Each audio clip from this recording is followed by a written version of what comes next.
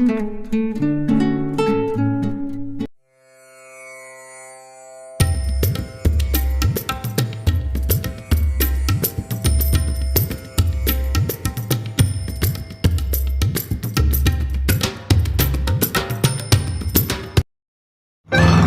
YouTube ചാനലിലേക്ക് എല്ലാ മാന്യ പ്രേക്ഷകർക്ക് സ്വാഗതം. ഞാൻ സത്യൻ മുളയങ്കുളത്ത്. ഞാൻ ഇന്നിരിക്കുന്നത് തമിഴ്നാട്ടിലെ പുതുക്കോട്ടയിൽപ്പെട്ട തിരുവിളാംകുളം അടുത്തുള്ള ഒരു ക്ഷേത്രത്തിലാണ് ഇരിക്കുന്നത്. ഇതൊരു ദേവിയുടെ അമ്പലമാണ്. ദേവിയോട് കൂടിയിട്ടെന്ന് പറഞ്ഞാൽ ഒരുപാട് മൂർത്തികൾ ഉണ്ട്. 21ഓളം ദൈവങ്ങളുണ്ട്. പിന്നെ ശക്തമായിരിക്കുന്ന ഒരു ദേവിയാണത്. ആ ദേവി ഇവിടെയുള്ള ആളുമല്ല, പാലക്കാട് കേരളത്തിലുണ്ടായിരുന്ന ദേവിയാണ്. അപ്പോൾ ആ ദേവിക്ക് അവിടുത്തെ കർമ്മങ്ങൾ കിട്ടിയിട്ട് അവൾക്ക് വിശപ്പടങ്ങാതെ പശിയടങ്ങാതെ എന്ന് പറയുന്നത്. അപ്പോൾ അത് കൊടുത്തിരുന്ന കർമ്മങ്ങളൊന്നും പറ്റാതെ മറ്റുള്ള മനുഷ്യന്മാരെ ഉപദ്രവിക്കുന്ന, സ്ത്രീകളെ ഉപദ്രവിക്കുന്ന, അല്ലെങ്കിൽ ഒരു 18-20 വയസ്സിനൊക്കെ ആ പ്രായമുള്ളവരിനൊക്കെ ഉപദ്രവിക്കാനായിട്ട്, അല്ലെങ്കിൽ അവരെ കൊല്ലാനായിട്ട്, അവരെ രക്തം കുടിക്കാനായിട്ട് അങ്ങനെയുള്ളൊരു ഇത് വന്നപ്പോൾ ആർക്കും അതിനെ ഒതുക്കാൻ പറ്റില്ല. അങ്ങനെ എല്ലാവരും ചേർന്ന് അതിനൊരു പെട്ടിയിലാക്കിയിട്ട് അങ്ങനെ ഒരു ആറ്റിലൊഴുക്കി ശേഷമുള്ള കഥ ഇവിടുത്തെ ഈ ഉള്ള ക്ഷേത്രത്തിൻ്റെ പൂജാരി അദ്ദേഹം നമ്മളോട് ഇതിനെക്കുറിച്ച് കൂടുതൽ വിവരിക്കുന്നു. അപ്പോൾ ഈ കാളി എന്ന് പറഞ്ഞാൽ ഉത്തമത്തുള്ള കാളിയല്ല, മധ്യമകർമ്മം ചെയ്യുന്നവളാണ്. അതും ഉഗ്രരൂപിയായിട്ടുള്ള കാളിയാണ്. അപ്പോൾ ആ കാളീനെ ശരിക്കും മനുഷ്യന്മാർക്കൊന്നും ഒതുങ്ങാതെ അത് ദൈവങ്ങളാൽ തന്നെ അദ്ദേഹത്തിൻ്റെ ആ ഉഗ്രത ഒതുക്കിയിട്ട് നല്ല രൂപത്തിലാക്കി ഇരിക്കുന്നതാണ് ഒരു ക്ഷേത്രമാണ് ഇവിടെ. അതേപോലെ തന്നെ 1-2 ക്ഷേത്രം കൂടി ഉണ്ട് ഇതേപോലെ തന്നെ. അപ്പോൾ അതിൽ പ്രമുഖമായിട്ടുള്ള ക്ഷേത്രമാണ് ഇവിടെ. അപ്പോൾ ഇവിടെ നടക്കാത്തതായിട്ടുള്ളൊരു കാര്യമില്ല എന്നാണ് പറയുന്നത്. നല്ല കാര്യത്തിന് 100% ദേവി ഒപ്പുണ്ടാകും. അത് ഇവിടെയുള്ള ആളുകൾക്കൊക്കെ ഈ ദേവി കൂട്ടായി നിന്നിട്ടും അല്ലാതെയും ഓരോരുത്തർക്കും അമ്മയുടെ ദർശനം കാണുക, നാച്ചുറലായിട്ട് കാണുന്നതാണ്. അപ്പോൾ അത്രയും ശക്തി സ്വരൂപിണിയായിട്ടുള്ള ദേവിയാണ് ഈ 7 മുഖക്കാളി അല്ലെങ്കിൽ 7 പുള്ളക്കാളി. അപ്പോൾ ഈ കാളിയുടേതായ കൂടുതൽ കാര്യങ്ങൾ ഇവിടുത്തെ പൂജാരിയിൽ നിന്നും നമുക്ക് ചോദിച്ചറിയാം. வணக்கம் சாமி. வணக்கம். நல்லா இருக்கீங்களா? நல்லா இருக்கேன். நீங்க நல்லா இருக்கீங்களா? இந்த சாமி பேரு என்ன சாமி பேர்ல தெரியும்? இது வந்து 7 முகக்காளி அம்மன். 7 முகக்காளி. 7 முகக்காளி. 7 அவதாரங்கள் உள்ளது வந்து 7 பேர் உள்ள கல்யாண 7 முகக்காளி. 7 தெய்வங்கள் கட்டப்பட்ட தெய்வம் அது. 7 தெய்வத்துக்கு போறது இவங்கள்ட்ட வந்தா எல்லாம் சரியாயிடும். அப்போ 7 புள்ளக்காளின்னு சொல்லுவோம். இவங்க தான் 7 புள்ளக்காளி, 7 முகக்காளி, 7 மலைக்காளி, நிறைய பேர் இருக்கு. இந்த காளி இந்த முன்னாடி இந்த ஊர் தெய்வமா, தமிழ்நாடு தெய்வமா? இல்லை, இது பூர்வீகம் வந்து பிறந்தது வந்து கேரளா பாலக்காடு. அந்த மலையாளி தான் வந்து தெய்வங்களை வழிபட்டுட்டு அவங்க தான் பணியோட செஞ்சுட்டு இருந்தாங்க. சரி. அதாவது தெய்வம் எப்படின்னா நமக்கு நல்லது செய்ய தான் நமக்கு அவதாரங்கள் எடுத்தது. இவங்க வந்து நல்லது செஞ்சாங்க. ஆனால் அது காலம் போக போக அவங்க வந்து என்னன்னா எனக்கு ஆடு, கோழி இதெல்லாம் தவிர இது அசைவ காளியா? இது அசைவ காளி. அசைவ காளி. இதை தாண்டி எனக்கு என்ன மனிதர்கள் கோளாறு பண்ணுவேன், வறுமுடி எனக்கு பத்தலை, இது மாதிரி இந்த ஊரில் உள்ள இந்த கர்ப்பிணி பெண்கள் கன்சூவாக இருக்கவங்களை வந்து குறிப்பாக போய் டார்கெட் பண்ணி கோளாறு பண்ணுறது. சரி. இது வந்து அப்போ அது எதுக்கு என்ன கோளாறு பண்ணது? அவருக்கு பூஜைகள் சரியாக கிட்ட? ஆமாம், அது எவ்வளோ கொடுத்தாலும் பத்தலை, எனக்கு பசி அடங்கலை, எனக்கு காவுகள் பத்தலை. நான் வந்து அப்பா என்ன காவு? கோழியா? கோழி, ஆடு கொடுத்துட்டு இருந்தது தான். அதெல்லாம் எனக்கு பத்தலை, எனக்கு மனித உயிர் தான் வேணும். அதுவும் இந்த குழந்தை பைக்கு ஒருத்தவங்க பார்த்தீங்களா, அவங்க வீட்டுக்கு குறிப்பாக போயிட்டு வந்து கோளாறுகள் பண்ணுறது. ஒரு குழந்தை பிறந்திருக்குன்னா அந்த தொட்டியை வந்து நீக்கி பார்த்தாவே குழந்தைக்கு வீட்டில் கோளாறு சோரம் ஏற்படும்னு சொல்லுவாங்க. தொட்டி நீக்கி பார்த்தாவே அது வந்து கொஞ்சம் சோரம் இந்த காளி வந்துச்சுன்னா அப்போ தான் பிரசவிச்சா வீட்டிലേക്ക് காளி செல்லும். அப்படியா? ஆமாம். குறிப்பாக அது வந்து இந்த கர்ப்பிணி பெண்களுக்கு வந்து குறிப்பாக கோளாறு பண்ணுவாங்க. யார் இருந்தாலும் வீட்டில் போய் கோளாறு பண்ணுறது தான். அது வந்து பிரசவமாக இருந்தாங்கன்னா அது போய் கோளாறு பண்ணுவாங்க, கண்டிப்பாக வீட்டுக்கு போடுவாங்க.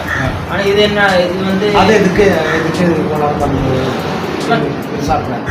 இல்லை, கோளாறு இருந்ததுன்னா காவு பத்தலை, எனக்கு வந்து கொடுக்குற காவு பூஜைகள் 10 முறையாக பத்தலை, எனக்கு என்ன வேணும், நீங்கள் எவ்வளோ கொடுத்தாலும் பத்த மாட்டேங்குது, மனுஷ குருதி வேணும். இதனால வந்து அவங்களால கட்டுப்படுத்த முடியல. இவங்க தெய்வங்களை வச்சு சாமி வச்சு என்ன தெரியும் பண்ணி பார்த்தாங்க, ஆனால் இருந்தாலும் முடியல. இந்த தெய்வம் அவங்களுக்கு வேண்டாம், அவங்க அந்த அம்மனே அதற்கான ஊரை தேர்ந்தெடுக்கணும்னு சொல்லி பாலங்களை ஆற்றுல பெட்டகத்தில் வச்சு அது ஐபூன் சிலைகள் அவங்க வழிபட்டு இருந்தது. பஞ்சலோகம் ஐபூன் சிலை. ஆமாம். അപ്പോൾ இந்த കാളിന് പിന്നെ എന്നാ ഒരു നിറയെ കർമ്മം കൊടുക്കാനോ അതോ അവിടുന്ന് ഒഴിവാക്കാന്ന് വെച്ചാ இந்த காளி எந்த இடத்துல வேணாம் வேண்டாம். ஆமாம் ஆமாம் ஆமாம். கட்டகத்துல வச்சு ஆத்துல அமுச்சு விட்டாங்க. சரி. அது வந்து நாடுகள் கடந்து ஊர்கள் கடந்து இங்க வந்து இங்க ஆத்துல இങ്ങനെ போயிட்டே இருந்தது. ஆமா ஆமா. கட்டகத்துல போயிட்டு எல்லா சொல்லும் ஒன்னா வச்சு அரசு பண்ணி தானே அமுச்சு விட்டது.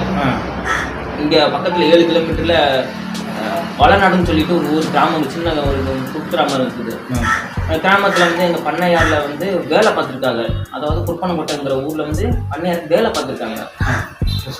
வேலை பார்த்த வழிகளை வந்து மாடை வந்து மேய்ச்சிட்டு உழவு ஊட்டிட்டு மாட்டுக்கு குளியாட்டிட்டு நம்ம கொஞ்சம் ரெஸ்ட் எடுக்கணும்னு சொல்லிட்டு போயிருக்காங்க ஆத்துக்கு. பெட்டகங்கள் வந்து மிதந்து வந்திருக்கு. இவர் என்னடா விஷயம் சொன்னா அவங்க எதிர்ச்சியை பிரிச்சு பார்த்து ஐபோன் சிலைகளா இருந்திருக்கு. அதை வந்து இந்த சிலா பட்டகத்தில் சிலை பட்டகத்தில் இருந்தது. எல்லா சிலைகள்னா அவோத கிரகத்தில் பட்டயம் சன்னாசி, செம்முனி, சோட்டநகர பகவதி அம்மன், சப்தகோடி கன்னிமார்கள், இவங்க எல்லா தெய்வங்களும் இருந்தது. எல்லாமே பூரணி அம்மாள், போரடி ஐயனார் எல்லாம் இவங்க வந்து எல்லாம் அரசு பண்ணி வச்சிருந்தது தான். 7 தெய்வங்கள் 21 தெய்வங்கள் 21 தெய்வங்கள் சப்தகோடி கன்னிமார்கள் இருக்காங்க. சோட்டநகர பகவதி அம்மன் எழுதிருக்கு. சோட்டநகர பகவதி அம்மன் தான் அங்கே உலகம் தான் இங்க இருக்கிறது. இதை வந்து அந்த பண்ணையார்ட்ட கூப்பிட்டு கேட்கும் போது சோட்டானிக்கிரம் எங்க இருக்கிறது கேரளாவில் இருக்குங்களா அதுவும் பட்டது. அந்த பட்டத்தில் அதெல்லாம் வச்சு வழிபட்ட தெய்வமா அமைச்சு விட்டது. சரிங்களா? இந்த என்னடா விஷயம் கேட்கும் போது அந்த எடுத்தார் பார்த்தீங்களா, பெட்ட திறந்தார் பார்த்தீங்களா, லாக் பண்ணார் பார்த்தீங்களா, அன்லாக் பண்ணார் பார்த்தீங்களா, அவங்க முன்ன அருள் வந்துருச்சு. நான் இங்க இருந்து வரேன், என்ன தெய்வம், இத்தனை தெய்வங்கள் இருக்காங்க, இத்தனை தெய்வம் கட்டுப்பட்டுருக்காங்க, எனக்கு அசைவக்கூடியதான் என்னைய வச்சு நீங்க வழிபடுங்க, உங்களுக்கு நல்லது செய்யறேன் அப்படின்னு அம்மன் வந்து கோரிக்கை வைக்க அம்மா அது வந்து ஏத்துக்கிட்டாங்க. அங்கே திறந்தவர் அந்த ஊர் பொதுமக்கள். திறந்தபடி வேறு ஊர். சரி. திறந்தபடி வேறு ஊர். ஆனா திறந்த இடத்துல நாங்கள் வச்சு பூஜைகள் பண்றோம், திருவிழா நடத்துறோம், கையில கிடைச்சது செய்யறோம் அப்படின்னு அம்மன்கிட்ட சொல்ல அம்மன் நான் வரவங்களுக்கு நல்லபடி வறுமுடியை எடுத்து கொடுக்குறேன் அப்படின்னு கோரிக்கை வந்து அம்மன் வந்து நிறைவேற்றுன்னு சொன்னாங்க. அங்கே வந்து எல்லா பொதுமக்கள் எல்லாம் வந்து வழிபட்டு கும்பிட்டு இருக்கும்போது கொஞ்சம் சின்னதாக பிரச்சனை, கோயில் ரீதியாக கொஞ்சம் சின்னதாக பிரச்சனை. இந்த பெட்டத்தை அன்லாக் பண்ணது பார்த்தீங்களா, அவங்க வந்து குறிப்பிட்ட சமுதாயத்தை சேர்ந்த முத்திரையர் சமுதாயத்தை சேர்ந்தவங்க. முத்திரையர் சமுதாயத்தை சேர்ந்தவங்க. தெய்வத்தை நாங்கள் உங்கள்கிட்ட நாங்கள் இருக்கல, தெய்வத்தை புடிமண்ணை எடுத்து நாங்கள் வந்து இங்கேயே வச்சுக்கிறோம். நாங்கள் கொசுவ சிலை எடுத்து வந்து சிலையாக எடுத்து வந்து நாங்களே சிலையை இங்கேயே செஞ்சு எங்கள் ஊர் பொற்பனக்கோட்டைக்கு நாங்கள் கொண்டு போயிடறோம். சிலை கொடுக்கல, புடிமண்ணை எடுத்து. ஆமாம் ஆமாம், புடிமண்ணை எடுத்து நம்ம வந்து பண்ணது. அப்போ இந்த சிலை என்ன விஷயம்? இந்த சிலைகள் வந்து தான் இங்கே கொண்டாந்தாங்களா வழிபட்டு இருந்தது. சேமத்து களிங்கிற சொல்லுவாங்க பார்த்தீங்களா, சேமத்து காளி. அது என்ன பண்ணுவாங்க, மண்ணுக்குள்ள தெய்வத்தை வழிபட்டு மண்ணுக்குள்ள புதைச்சி வச்சிருவாங்கல்ல, அது மாதிரி இந்த தெய்வங்களையும் அந்த சிலைகளை எல்லாம் புதுமணி எடுத்த சிலைகள் எல்லாமே இவங்க மண்ணுக்குள்ள வச்சு வழிபட்டு இருந்திருக்காங்க. குளத்துக்கரையில தான் வந்து வழிபட்டு இருந்தது. ஏன்னா ஊருக்கு அவங்க வெளியெல்லாம் இருக்கு, நான் காவல் தெய்வம் உள்ள வந்தால் நான் வந்து வரமாட்டேன், கோளாறுகள் நிறையா பண்ணுவோம்னு சொல்லிட்டு இங்கே வந்து வச்சு பூஜைகள் பண்ணிட்டு இருந்தது. குளம் வந்து அதிகமாக மழை பெஞ்சு குளம் உடைச்சிருச்சு. அப்புறம் சந்தேகம், அப்போ காளி பட்டகத்தில் வந்துருச்சு சொல்லியில்ல, பெட்டகம் ஓப்பன் பண்ணி அதில் சீல் எடுத்துட்டு இந்த மண்ணில் புதைச்சி வச்சுக்கிங்களா? மண்ணை புதைச்சி வழிபட்டு இருந்தாங்க அந்த ஐபூன் சிலைகளை. அதான் சேமத்து கலைஞர்கள் வந்து எப்படின்னா வந்து நைட்டில் எடுத்து நைட்டில் பூஜை பண்ணி போயிடுவாங்க, அவ்வளோ மூட்டிடுவாங்க. திரும்ப சிலை எங்கன்னு சிலை வச்சிருந்தது, அந்த காலத்தில் வச்சிருந்தாங்க, வழிபட்டு இருந்துட்டாங்க. ஒரு நாளுக்கு மேலே மழை பெஞ்சது, குளம் உடச்சிருச்சு. குளம் வச்சு பூஜைகள் பண்ணுறது குளம் உடச்சுன்னு பெட்டத்தோட சேர்த்தெல்லாம் அடிச்சு உடச்சிட்டு போயிடுச்சு. சிலைகளை எல்லாம் அதோட பூமிக்குள்ள போயிடுச்சு. ஒரே ஒரு சிலை மட்டும் அகோரி வீரபத்திரர் சிலை, இங்கே அகோர வீரபத்திரர் அந்த சிலை மட்டும் அந்த மியூசியத்தில் இருக்குது, திருப்பூர்ணம் மியூசியத்தில் இங்கே இருக்குது, அங்கே மட்டும் இருக்குது. அப்போ அம்மன் சிலை அந்த சிலை போனோமா தெரியல தெரியல. இந்த அனைத்துக்கூடிய உள்ள தெய்வங்கள் 21 தெய்வங்கள் ஐம்பொன் சிலைகள் எல்லாம் இருந்தது. மிஞ்சினது அகோர வீரபத்திரர் சிலை மட்டும் தான் கண்டு எடுத்தது, அது வந்து மியூசியத்தில் போயிருந்தது. இப்போ வழிபட்டு இருக்கும்போது புடிமண் எடுத்து வந்து இங்கே சாமி கும்பிட்டுருக்காங்க. சரி. அம்மனை திரும்ப அதே குணத்தை காமிக்க ஆரம்பிச்சிட்டாங்க. இங்கே வந்த புண்ணை தமிழ்நாட்டுக்கு வந்து இங்கே ஒரு சின்ன குக்கிராமம் வழியில் பழைய முறையில பயன்படுத்த ஆரம்பிச்சிட்டாங்க. கோளாறுகள் பண்றது, மறுபடி எனக்கு என்ன பத்தலை இப்படி சொல்றது. இங்க கேரளாவில் எப்படி நடந்ததோ அதே தமிழ்நாட்டில் இங்க நடந்தது. மீண்டும் ஒரு லெவலுக்கு மேலே மீண்டும் பிரச்சனையானது. என்னன்னு கேட்டதுக்கு அதே தான் இதுதான் சொல்லியிருக்காங்க. ஆனா இங்க வந்து இப்போ பொற்பனோட தெய்வம் இப்போ பெரிய தெய்வம்னு இருக்கிறாங்க, முனீஸ்வரர் தெய்வம். இந்த தெய்வத்தை கட்டுப்படுத்தக்கூடியது முனீஸ்வரர் மட்டும்தான். இந்த தெய்வத்தின இந்த கட்டுப்படுத்தக்கூடியது பொற்பனை முனி மட்டும்தான். அவர் வந்து சிவனோட பாதி அம்சங்கள் கொண்டவர் முனீஸ்வரர். அவ்வளவு வரம் உள்ளவர், நல்லா கேட்ட வரங்கள் அவர் நல்ல சேட்டையான தெய்வம். அந்த தெய்வம் வந்துட்டு கொண்டு போய் நம்ம வந்து வச்சுட்டோம்னா சொல்றத வந்து கட்டுப்படுத்தலாம். ஏன்னா நம்மளால விட்டுட்டு பாதியில வரவும் முடியாது. இதுக்கு முடிவு சாமியாடி சொல்றதா? ஆமா, அதுக்கான சாமியாடி முனீஸ்வரர் சாமியாடி 6 வருஷம் சொல்லிட்டாரு. அப்புறம் அந்த கரையில் தூக்கிட்டு போவோம், இங்க முனீஸ்வரர் கோயிலுக்கு ஆலயத்துல போய் வச்சிருவான், கொஞ்சம் அம்மன் சாந்தம் ஆயிடுவாங்க அப்படின்னு சொல்லி தூக்கும் போது தூக்கிட்டு வரும்போது வெயிட் அதிகமாயிருச்சு. வெயிட் அதிகமானே சரி, கொஞ்சம் கலப்பு ஆறிட்டு கொஞ்சம் கைகளை கழுவிட்டு குளத்துக்கு வரையில கைகளை ஆறிட்டு வரும்போது அந்த குக்கிராம சொன்ன பார்த்தீங்களா, அங்கிருந்து வரும்போது சொந்த ஊருக்கு கொண்டாடும்போது, அதாவது பொற்பன முனீஸ்வரர் கோயிலுக்கு கொண்டாடும்போது சாரி கொண்டாடும்போது வச்சது தெய்வத்தை தூக்க முடியல. கொஞ்சம் ரெஸ்ட் கலப்பாறிட்டு இதை எந்திரிக்கும் போது தூக்க முடியல தெய்வத்தை. திரும்ப அருள் வந்து அவரே சொல்லிட்டாரு, நான் இங்க வந்து அண்ணன் கட்டுப்பட்டாங்க, இந்த ரோட்டை விட்டு நான் தாண்டி வந்தேன்னா, அதாவது கொஞ்சம் எல்லையை தாண்டி உள்ள வந்துட்டேன்னா அண்ணன் கட்டுப்பட்டாங்க, என்னால இருக்க முடியாது, நான் எல்லா தெய்வங்களுக்கு வந்து நான் வந்து யாரும் கட்டுப்பட மாட்டேன், நான் அண்ணனோட கூடி அண்ணன் கூட கூடி அண்ணன் சொல்றதாம கேட்கணும். இது வந்து நல்லதுக்கு போவோம் கெட்டதுக்கும் போவோம். அதனால நாங்க வேண்டாம், என்னைய வந்து வருஷத்துக்கு ஒரு முறை வந்து நீங்க வந்து பூஜைகள் பண்ணா போதும் அப்படின்னு நம்ம சொன்னாங்க பொதுமக்கள்கிட்ட. சரி ஓரமா இருந்துட்டு போதும்னு சொல்லிட்டு அப்புறம் வந்து நடக்கிறது அப்படி நல்லபடியா நடந்துட்டு இருக்குது. இப்போ இது வரைக்கும் நல்லபடியா பண்ணிட்டு இருக்காங்க. அந்த சொன்ன வாக்கு அப்படியே நடக்குது. அண்ணனுக்கு கட்டுப்பட்டு நான் இருக்கிறேன், ஊருக்கு ஒதுக்குப்புறமான இருக்கேன், நீங்க வருஷத்துக்கு ஒரு முறை வந்து நீங்க செய்யணும்னு சொல்லும் போது பொதுமக்களும் ஏற்றுக்கிட்டாங்க. அதனால நல்லது தானே. ஆனா ஊருக்கு கொண்டு பண்ணாதானே கோளாறுகள் பண்றாங்க, ஊருக்குள்ள கொண்டு பண்ணாதானே கோளாறுகள் பண்றாங்க. இங்க இருந்து வரங்கள்ட்ட மறுபடி நான் வாங்கிக்கிறேன். இது இருந்தா குளத்துல இப்பவும் சாமி இருக்குதா? இருக்குது. அது எந்த ஊரு? அது இங்க இருந்து ஒரு சும்மா பக்கம் 1 கிலோமீட்டர் இருக்கும். அது ஏரியா பேர் வந்து இடையங்குளம்னு சொல்லிட்டு. சரி, இடையங்குளம் சொல்லிட்டு இருக்குது. இவங்க இப்ப போறதுல பராமரிக்கிறதுல ஆளுங்க வருஷத்துக்கு ஒரு இடத்துல தானே போறது. தெய்வத்துல போக முடியாது. என்னது அந்த தெய்வத்திட்ட இந்த 7 முக கழிட்ட போய் சாமி கும்பிட்டு வரும், விளக்கு போட்டு வரோம்னா தனியா போக மாட்டாங்க, பூசாரி கூட்டிட்டு தான் போவாங்க. ஏன்னா வந்து அவங்க வரவங்களே பயமுறுத்தி விடுறாங்க. காளி அந்த அளவுக்கு வந்து ஆக்ரோஷமான தெய்வம். அது வந்து கெட்ட இடத்துல போனோம்னா மேக்ஸிமம் விட மாட்டாங்க. அதாவது ஒரு தப்பான கோயிலில் போனோம்னா அந்த தெய்வம் வந்து சிலையில இருந்து ஒரு கருப்பு வண்டு வரும் சொல்லுவாங்க, அதாவது தேனி வந்து அவங்களுக்கு கொட்டுனா உடனே சோற நடக்கும். அதுக்காக பயந்து யாரும் போக மாட்டாங்க. அதுக்கு கெட்டம் உள்ளவங்க தான் கரெக்டா வந்து அம்மன் பார்த்து கோளாறு பண்ணுவாங்க. ஆனா இருந்தாலும் பொதுமக்கள் தெய்வம் சொல்லாத தெய்வம், ஒரு சண்டை வந்தா கூட மனசு சங்கடமா ஒரு இருந்தா கூட அந்த காலையை இழுத்து சொல்ல மாட்டாங்க. ஆனா இழுத்தாங்கன்னா அந்த உடனே போய் வீட்டுல போய் நிற்பாங்க.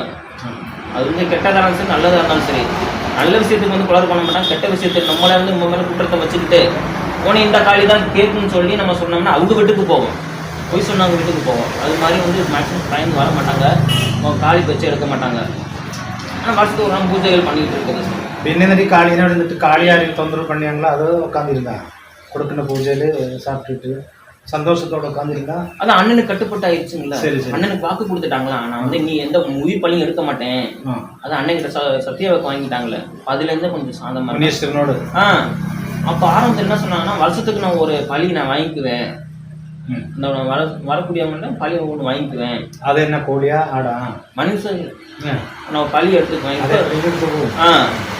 நான் ஒரு பழி ஒன்று எடுத்துக்குவேன், திருவிழாவத்துல ஒரு பழி ஒன்று எடுத்துக்குவேன் அப்படின்னு நம்ம சொல்ல. சரி, அதோட வந்து இப்போ சாந்தமே இப்போ வரவங்க நல்லா மறுபடியும் நல்லா அள்ளி கொடுத்துட்டு இருக்காங்க, நல்லா சந்தோஷமா பண்ணிட்டு இருக்காங்க. இதுக்கு மேக்ஸிமம் கட்ட முடியாது. அப்ப அந்த காளியான இந்த காளி பொறுப்பனை போட்ட களி சொல்றீங்களா?